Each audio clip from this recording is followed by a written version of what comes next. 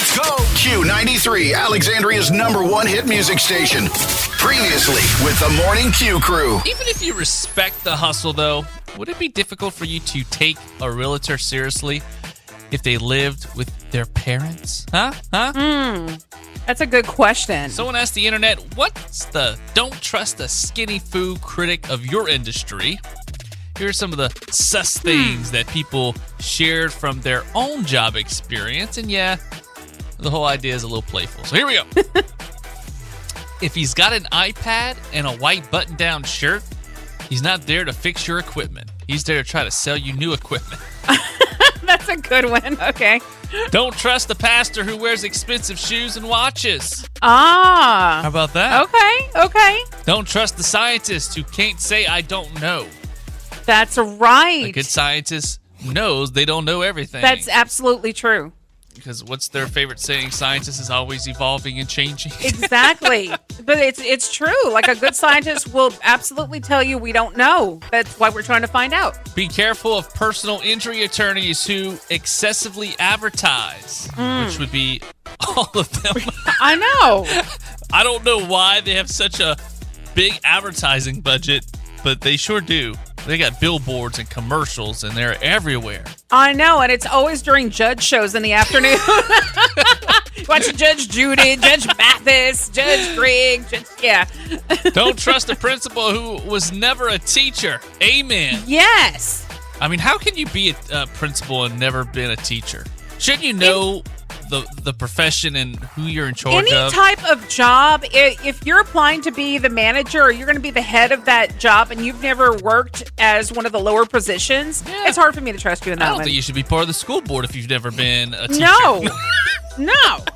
Exactly. I mean, how are you passing regulations and stuff for teachers and you've never been there? You've never been there, exactly. That's like some people who run for like sheriff and they never, been in law enforcement.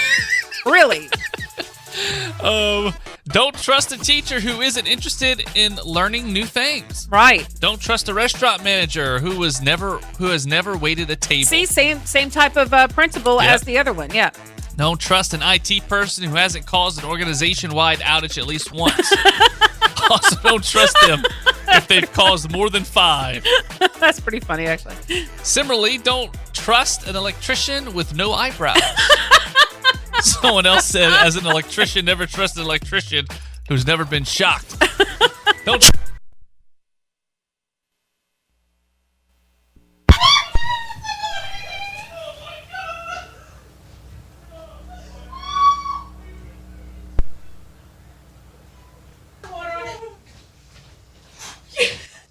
Hey, we're still on. Okay, you're not going to believe this, but the electricity... Electricity literally just went out. Electricity went out. Literally. As we were saying, don't trust an electrician that's never been shocked. And then all the power goes out. The lights are out exactly whenever we say that. And then Josh and I freak out. Oh my gosh, that was nuts. Oh, and right by Halloween too. Like it's in the Halloween month. So, gosh, that right was when crazy. we said an electrician that's never been shocked, the power completely cut out. I've never been that scared before. Josh and I ran out of the control room. Josh looked like Shaggy on Scooby-Doo. His feet were running in midair. He said zoinks and ran out the room. That is insanity. It is. That is insanity. I never had that happen. So I guess we can finish up with some of the don't trust the skinny food critics for your industry. Yes. As my computer is booting back up. So don't trust a wine sales rep who wears heavy cologne and perfume. It messes up your ability to taste samples in sales meetings, apparently. Good idea. You should not trust any engineer who tells you it's okay to do a product push at 3:30 on a Friday afternoon. I work in finance. The more a dude gels his hair, the more of a pain in the butt he's going to be to work with. Don't you say anything. Don't trust an accountant who prefers Google Sheets to Excel. Don't trust a plumber who bites his nails. Oh. And, because he's dealing with plumber stuff all day. And he's eating his fingernails. Oh, gross. And I'm a contractor. Be wary of a customer who claims they don't know how to do what they're paying you to do. So those are some. So let us know what some of your don't trust a skinny food critic of your industry at 318-473-0093. You can also hit us up on the socials at Q93 Alexandria, or you can go to Q93FM.com. Any for radio that you could think of, Nancy? Like for our industry, broadcasting? Oh gosh, I know. Don't trust a co-host with a ton of hair gel. No, I'm just messing with you. Don't trust a co-host that don't have an award I have awards. in broadcasting. Yeah, when I was working at our other Lie. station. Hey, Lie. it was a team effort. I was with y'all. I was there when we got Just because you were employed don't mean it's yours. Hey, I worked on that. Josh, would you redo your college experience if you could? I started off very slow because I struggled in regular school, so I was kind of worried about college. So I only took like a couple of classes a semester. I took it slow and I weaned my way in. I probably would have picked it up a little bit more when I got to LSUE. I wouldn't have taken so long. I think I spent like 4 years just there, but I also was working, to my credit. So I probably would have sped it up a little bit. Also, I enjoyed my time at LSUA, and I was doing really good at that point. Like, I almost didn't want to quit. I almost didn't want to graduate because I was like, I'm like making B's and A's. Hey, and I'm like, I was like, man, the fun's just starting. I know. So I first started after I finished high school. I kind of did like everybody else. I enrolled at LSUE like for the summer semester. I didn't go. I didn't do the enrollment. I went to like an orientation first of all, just to see like if I wanted to, but I didn't enroll because at that moment I was like, I need a break because I'd gone through all that school, It's like, no, I need a break. So I didn't go with everyone else, and I'm glad I did. I waited, and I wound up waiting actually 4 years because I was working to get a vehicle for myself because I wanted to go to school, but I also needed my own vehicle because I didn't have one at a time. So I just worked for 4 years till I got a car, and then I just went to UL, Lafayette, after that. So I would just commute, every day for 2 years, got a job, did my 4 years at University of Louisiana Lafayette, graduated, and I'm really glad I did it that way because I went basically as an adult instead of like a new incoming student. So I took it more seriously. That makes sense. And I got really good grades compared to like how my grades were at the end of high school because I was kind of burnt out at the end of high school. Yeah. So I was on like Dean's List and stuff. I was making good grades except for like math. I was always bad at math. Yeah. But everything else was good. But I don't think I would change my college experience. I'm glad I did it that way. But more than a third of Americans would redo their college experience if they could. 38%, according to new research. A survey of 2,000 adults split respondents by those who haven't and haven't received a degree found that both groups wouldn't turn down a redo at their choices that they made today, including 43% of college grads. So it's largely influenced by the desire to explore a different career path and make more money. I might change my career path. I probably would have gone for what... See, I loved anthropology so much, and that turned out to be one of my majors. So I probably would have continued with that. I may have done something different, too. I probably would have gone back for my PhD, or at least my master's, and I always toyed with the idea of that, and I kind of wanted to do that. But some are saying they would like to do that. I mean, and the inspiration to go back to school may have stemmed from 3 major life changes the average respondent has made in the past 5 years, with 1 in 8 having made even more, at least one significant change every year. And I think that's just the thing, like life happens and you realize, man, a lot of people change careers like later on in life, and a lot of them do go back to school. I have my own friends I was talking with over the weekend, and they went back to school, just got their master's, it's never too late. Yeah, so I've been thinking about that, going back. But it's just, I don't know, man. The money, and then with all the jobs I have, I'm still paying off this vehicle. It's a lot. It's a lot to think about. I may change. I still lived at my home, and then I just went back and forth to college. It probably would have been fun to live on college and have the whole college experience. I didn't want that. I was glad I went back as an adult. I didn't want to stay in a dorm. I didn't either, but maybe that would be a different experience. Me now is saying that, but me back then, I didn't want anything to do with that. But also, I would say, I have nightmares at times. I sleep at night and I dream that I'm back in school. Me too. And my cousin Todd does too. That we didn't go to a math class all semester, and we have to take the final. We're not going to graduate in your pajamas or something. Yeah, I would not have those nightmares. I would not go back to school. No, you couldn't pay me to go back to school. I'm done with that. I'm so happy I can move past that chapter of life. So let us know what you guys think. Would you redo college, or would you choose learning a different way, different career path? Let us know what you guys think. All right, Josh. I have never been to Ireland. It's always been a dream of mine to go there. Ireland? You have a pint in Ireland? I have Irish ancestry. I would love to go. And there is a famous statue in Dublin of Molly Malone, and apparently she just got her statue, just got kind of a refinish to it. Who is Molly Malone? You know, I have to say I don't know. She's a famous. She's in front of a church there, though. I'm gonna Google it while you keep talking. Yeah, I know. I mean, she's famous to Dubliners. That's the truth because it's in Dublin. Is she related to Post Malone? Oh, that would be pretty cool if she was, right? She's a legendary Dublin figure celebrated in the folk song Cockles and Muzzles. Okay. Often considered Dublin's unofficial anthem. Oh, that must be what she's selling in that cart because the statue, she has a cart in front of her, and that's probably what she's selling. There is no definitive proof that she was a real person. Okay. Song tells the tragic tale of a beautiful young fishmonger who sells cockles and muzzles from her wheelbarrow. Yeah, that's what by day. They may have worked as a prostitute by night.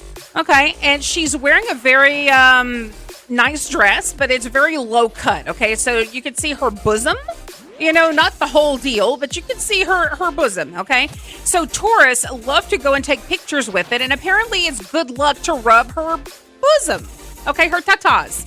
And apparently over the years, it's rubbed it to a nice, bright, shiny hue, and it's in front of a church and stuff, and it doesn't really look good, so they had to refinish the statue because people keep, yeah. So they anyway, so Dublin was like, no, we got to change that. It's in front of St. Andrew's Church. And maybe it's just the rain, the acidic rain and stuff, the elements of the earth, the sun and all that started making it go down too. You know, maybe it's not just all the rubbing. No, it's the rubbing because they said it's rumored that it brings people good luck to rub them. I bet you it does. Yeah, so they're rubbing off all the tarnish, I guess, and it's making it shiny again, but just on that part. And it's so weird. It's at the top, like it's like the top of her breast, like. Well, she has an outfit on, like it's weird. Yeah, she has an outfit, but it's still anyway. So they had to kind of refinish the statue to make it look like people aren't being perverts. That's crazy. So anyway, leave that statue alone. Leave Molly alone. Let her sell her fish, and her cockles and. You can look, but you can't touch. That's right, baby. Halloween is a lot of fun for kids, but forget about them for a second. Should adults get their own night to celebrate Halloween? Yes. The term Adultoween is back in the news. The folks at Ferrero Candies got it trending last year, but their new poll found over half of adults think grown-ups should get their own night to celebrate Halloween without involving the kids. 54% wish it was a thing. I agree. Adults night out. Yeah, I do too. I don't know if it should be like a separate night though, because I mean, trick-or-treating and stuff for kids ends pretty early in the evening.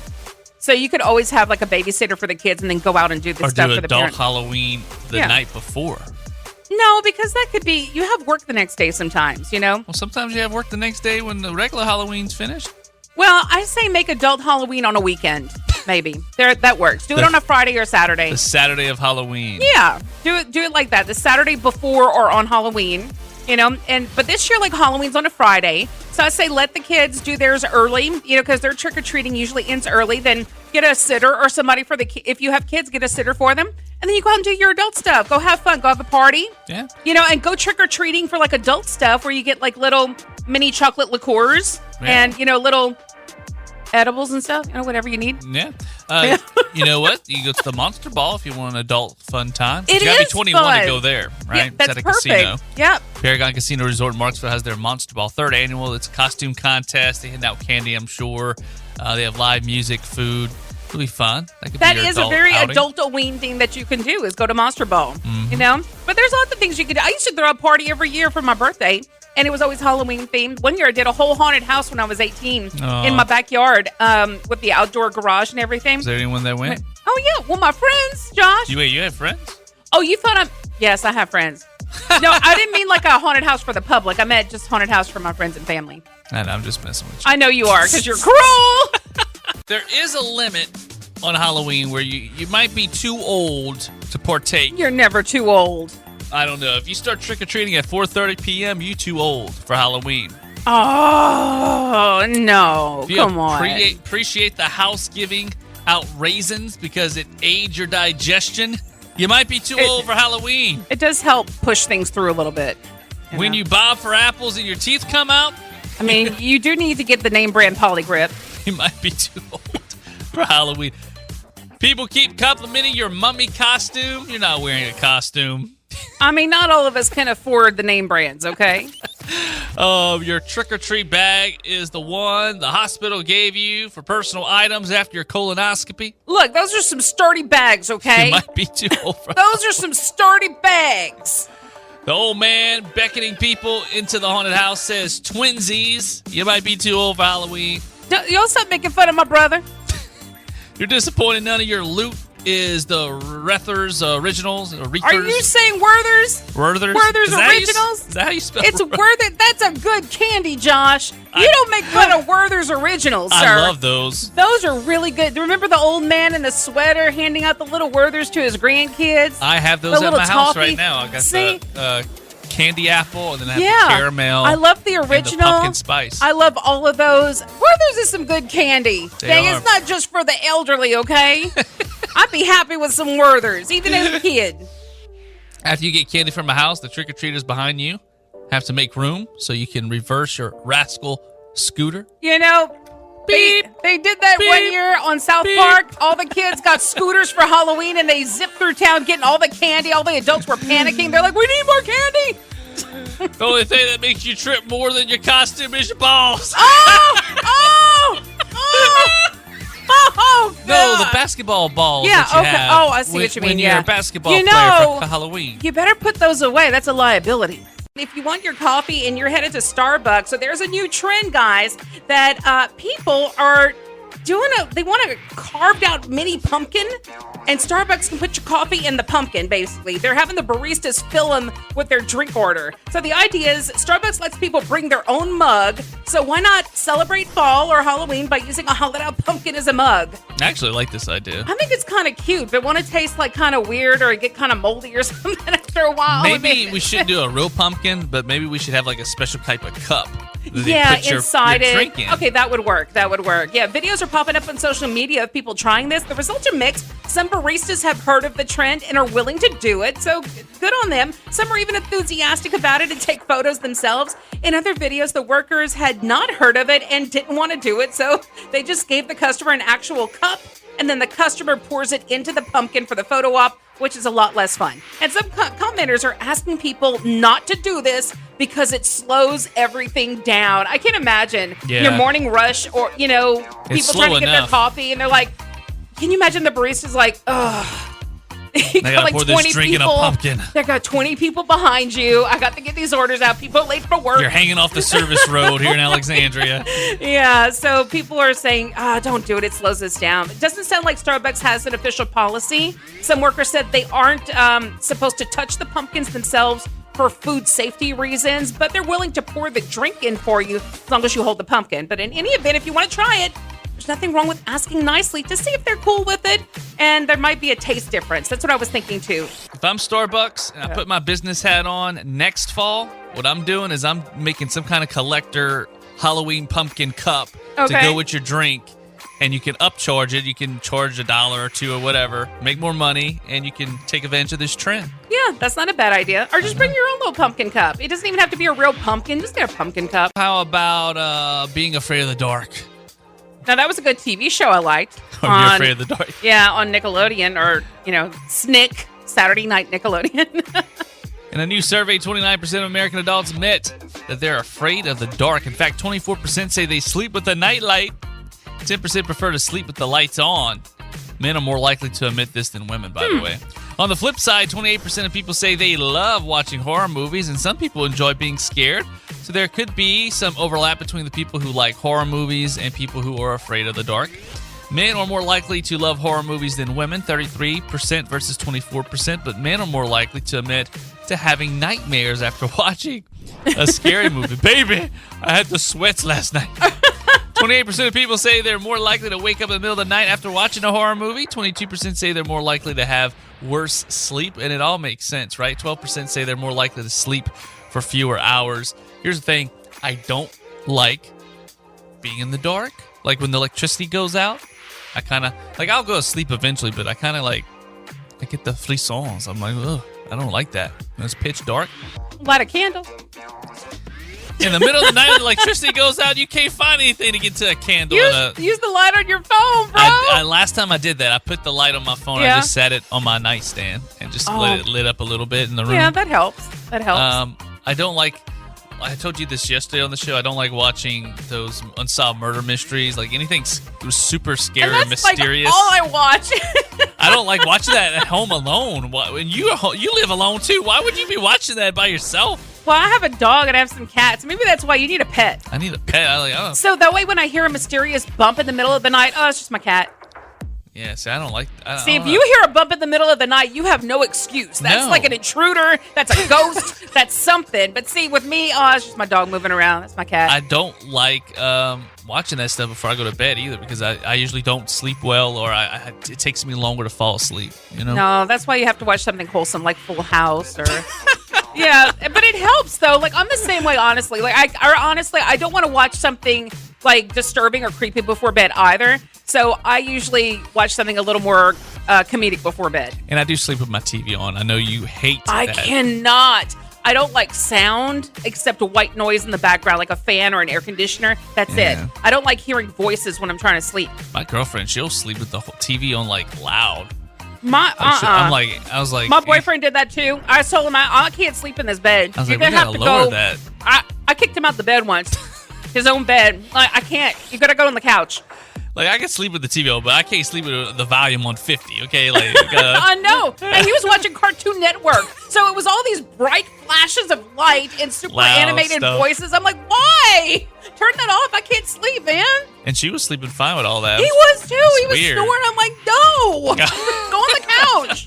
Let us know, are you afraid of the dark? The sports betting site Action Network crunched the numbers to find the odds of each type of candy landing in your kid's Halloween bucket this year. They took stats from Instacart, DoorDash, and other candy sellers. They also looked at things like population density to figure out how many houses the average trick-or-treater will hit. So here's the top popular Halloween candies and the odds of getting at least one of them on Halloween night. Gummy bears, 33%. Okay. Twix, 33%. Oh, that's my favorite. Milky Way, 45%. Oh. Hershey's milk chocolate bars, 50%. Dang. Sour Patch Kids, 55%. So if you don't like sour, I got some bad news for you. Yeah, I'm not crazy about the sour. Snickers, 58%. Now, I love some Snickers. Kit Kats, 60%. Dang. Do you like regular M&Ms? If you do, it's a 62% chance you're going to get some. Wait, now you're hitting like kind of the better off neighborhoods there. Now we're going up. Yep, peanut M&Ms. I love peanut M&Ms. 65% chance. And then Reese's Peanut Butter Cups. Or Reese's. What is it? Reese's? I always say it wrong. Reese's. I always say Reese's, but you might be saying it right. It might be Reese's, but I always say Reese's. Reese's Peanut Butter Cup, 67% chance you can give me all the peanut butter cups. I love Reese's. I really love Reese's and Twix and Snickers. Those are like my favorites. But I like Milky Way also. They also looked at 3 things your kid might not enjoy getting. There's a 2% chance that they'll get a toothbrush. 4% chance they'll get a box of raisins. Oh, that's terrible. Don't do that to those kids. 23% chance of finding some candy corn in their bag. That is nasty. Ugh. I like the color, the design of a candy corn. Me too. I think it looks cute. I like the idea, but it's terrible. It's like peppermints for me. Like that. I can't believe you don't like peppermints. I don't like peppermints. I like the way they look. I love looking at peppermints at Christmas time, like in decoration type stuff with the red and the white swirl. You like peppermint tea? I like peppermint tea. It's just for a hard candy. I don't like it. It's like breath mint to me. You're very picky. So? You don't like people coffee, like what they like. You don't like peppermints. You don't like sushi, so? But that's the thing a lot of people don't like. Well, a lot of people don't like things that I don't like. You're just very picky. I noticed that. You're like, I just don't like this about you know it. What? Like every coffee drink known to man, it's like, I don't like that kind of coffee. My niece, literally, when she was here, she's like, oh, I got this new latte drink because she has her own little like Keurig type machine at home. Oh, I need to make one for you. I'm like, well, you know, I don't like coffee. You know me your whole life. They're like, oh, I forgot. So I'm not the only one that has to hear that every time they see you. She does. Yeah, she does have to hear it. Q93. All right, Josh, have you and your girlfriend ever argued about a particular odor? No. Oh, that's good to know. Because I know you're about to go on vacation. I know y'all have gone on vacation before. Yeah. Never shared a hotel room where y'all are like getting into a fight over a certain stench. No. I try to behave. I try to hold my thoughts in. That's good. If I have diarrhea, I try to be quiet in the bathroom. Oh, okay, that's good. According to a new survey, 58% of people say they've had arguments with a partner, roommate, or family member over recurring smells in shared spaces. Stuff like trash smells, post-gym stink, pet odors, and maybe the foie that you were talking about. Hey, it happens, man. 41% of people in relationships say they've directly called out their partner for something stanky, while 59% admit to secretly cleaning, spraying, or airing out the smelly stuff to get rid of the odor. 48% of people even claim they avoid certain rooms or spaces when the smell becomes too much. Maybe where the cat has its litter box, where the kids keep their gym and sports gear, or that place in the garage where the trash is stored. Look, if you have bad hygiene, it's probably we're not going to get to that point to live together and be married anyway. No, if you have bad hygiene, I'm not messing with you. Yeah, but the thing is, like, at what point in your relationship do you accept that you fart? And so, like, I haven't farted in front of my girlfriend yet, and I don't know if I will ever be able to. I appreciate that in a boyfriend. That is not something I aspire to do. I try not to do it in front of anybody. I'm so weird. I don't even like to pee. Eventually, it'll happen. You know, everybody I know. does it. You just laugh it off, and you try not to do it to be rude or I don't even like to pee when she's like sleeping in my bed and my bathroom's like right by. I don't like to have the noise like. Yeah, I don't blame you. That's why you need like a little white noise machine that plays like rain or ocean waves or something. Some rain, some forest sounds. Wait, is that the soundtrack or is that his mountain? Not his mountain. His what? Are you saying like Travis Kelce, the Redwood? I think you're thinking a little too much of yourself, sir. We have a high opinion of ourselves, sir. I meant this water fountain. Oh, okay, it's a water fountain. All right, I see. Maybe you need some nature sounds. Oh my god, it is difficult. I know I snore sometimes when I sleep, and I feel bad about that. But that's something I can't really control. You get some of those strips, those nasal strips. That might help. She says sometimes it's worse than others. When I'm tired, if my sinuses are acting up, it's hereditary though. Like my mom, my grandmother, they all snore. Get some of them strips. That's gross though. You wake up and your nose is all greasy, and you get that strip on you. Nah. That's better than snoring. I can't sleep with somebody snoring. Sorry. Oh man. You're listening to the best of the Morning Q Crew. Wake up with the Morning Q Crew weekdays 6 to 10 a.m. and subscribe to the best of the Morning Q Crew podcast wherever you get your podcasts. Let's go! Q93.